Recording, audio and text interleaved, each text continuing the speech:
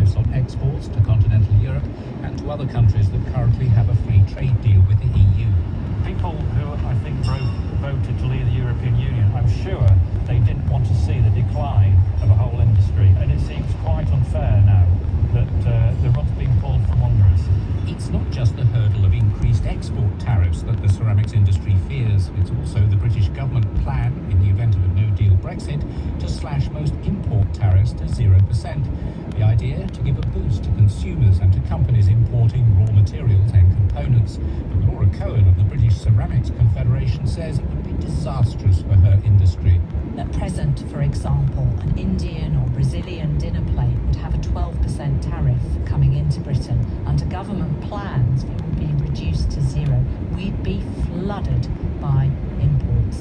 And that competitive threat in the home market would come on top of the headwind of increased tariffs on UK exports. It really is a double whammy. It's ironic, therefore, that a majority of voters in Stoke-on-Trent voted for Brexit, and that includes Heritage champion Councillor Dan Jelliman. I voted to leave. No regrets?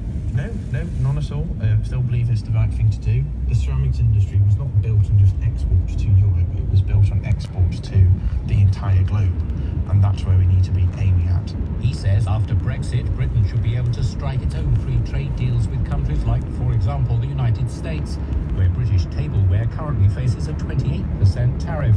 Jellyman wants to see this industry regain more of its former exporting glory. I can't see, Brexit harming that. I can only see Brexit enhancing that really as we go forward. But Laura Cohen of the British Ceramics Confederation says 0% import tariffs would be counterproductive. It weakens our hand making trade deals with other countries, because if we give away access for